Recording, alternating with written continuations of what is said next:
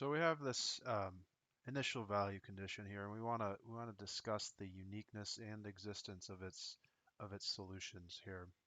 So there's a couple of things to notice that we let x, or we let f rather, f of x equal this right hand side here. So we let f of x, or write f mu of x, f mu of x of t. Mu is a parameter, by the way, right there. That equals t plus 1 over 1 plus mu of x squared. And we see that this is continuous everywhere, right? So f is continuous everywhere. This squared in the denominator ensures that this denominator will never be 0, which would be the only suspicious part for discontinuity. And further, I'm not going to compute it, but if we took the derivative with respect to x, that would also be continuous.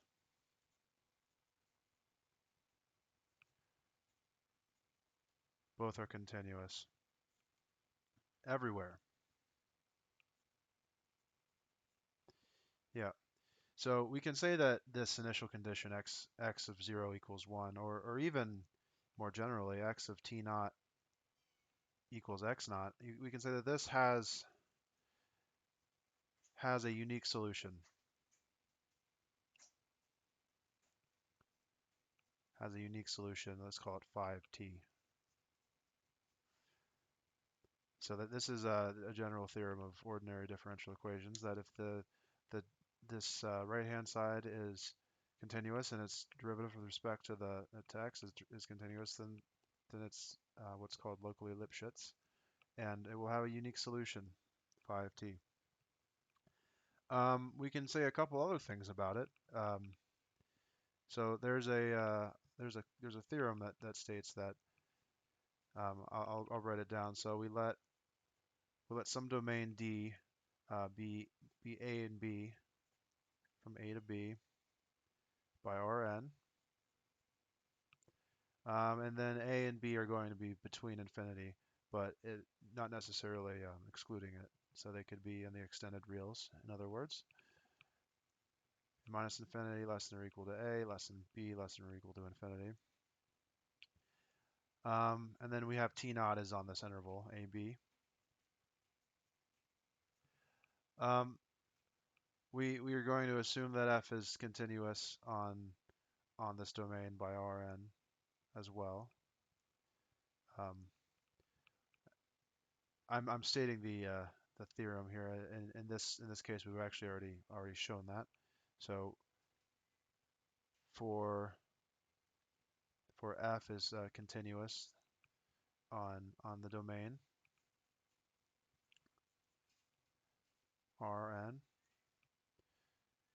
we can say that for f being bounded, for f being bounded, for f being bounded on this domain D, we can say that every solution exists on this interval. Every solution, I'll just write SOL, every solution exists on AB. And this is kind of a cool property of differential equations here. So let's apply it to our original IVP here. I'll put this in like a box so it kind of separates it from the rest of the problem here. So let's have some t be a positive number. So let for some t greater than 0, right? So we can say that we have let t not be less than t. Absolute value of t not be less than t. I guess we don't know if t naught's positive or negative. For some t naught greater than, or for some t greater than 0 and t naught less than big T. Let's define this domain on t as the negative subspace between it. In other words, let's define this domain of t to be equal to minus t to t by r. Um, so we can see that f is bounded then on this domain here. So this theorem that we just stated it tells us that the solution phi of t exists on this whole interval, not just locally. It exists on this whole interval minus t to t. So let's state that. So f is bounded. F is bounded on dt.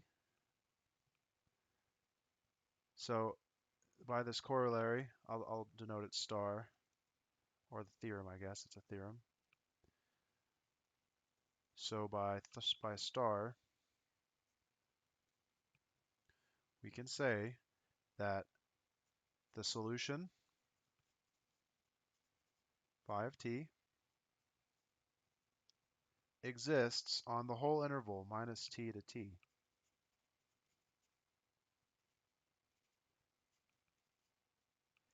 Now, t is arbitrary, right? So we can make this as large as we want. We can even make it be infinity. So since t is arbitrary,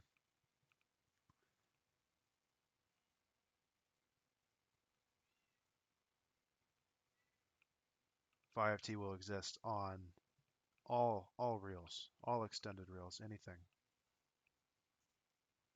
That's a theta. Phi of t is on all reals. I guess we can put brackets around that. I'll just write real. Yeah, so that's what we can say about the existence of these solutions on this whole interval here. Um, an interesting application of this is we can actually take the limit as this parameter mu goes to 0 then. So what we can do is, so let me write that down here. Let me rewrite the equation too, since we're running out of room here. So we have x prime of t equals t plus 1 over 1 plus mu of t, or rather mu x squared. All right, so we have that, and we have that this any solution exists for any initial condition, x of t naught equals, or x of t naught equals x naught there. So we want to look at the limit of where mu goes to 0, and this could be some parameter on some system that we've defined. In this case, it's this equation, but this concept will work for any differential equation where we can say this about it, which is nice. It's cool. I mean, you don't never necessarily need to know what a solution is. Sometimes you just need to know, um, its properties. So um, we want the limit as mu goes to 0 of this x mu of t.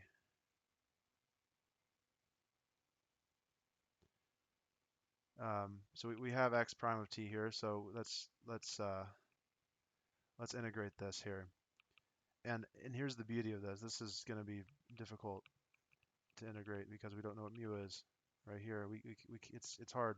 But since the solution exists anywhere on any real, it doesn't matter what mu is. The solution will still exist. We can let mu equal 0. We can let mu equal 0, and that'll still give us a solution. So we can take a look at this limit here, where mu is 0, since we've already shown that the solution exists on all reals. So let mu equal 0. Because it doesn't matter really what mu is, the solution will still exist, and we might as well make it something that makes the integral easy to solve here. So let mu equals 0, then we have that this integral. I'm just going to simplify it here. So x of mu of t is going to be just t plus 1, right? If mu is 0. And this will be the limit here. This will be the limit right there. I guess the integral here, I forgot to put that part. So let's see here. In my notes, let me check if it's the integral from t naught to t. I believe it is, but I'm not really sure. Hold on a second.